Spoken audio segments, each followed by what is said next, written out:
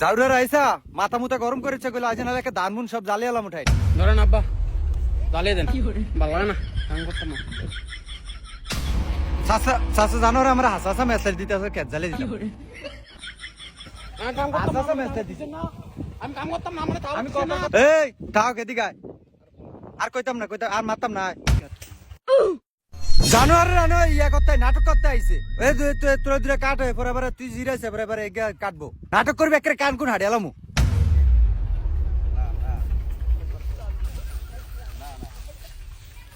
এই সব একটা হয়ালাবি ठीक है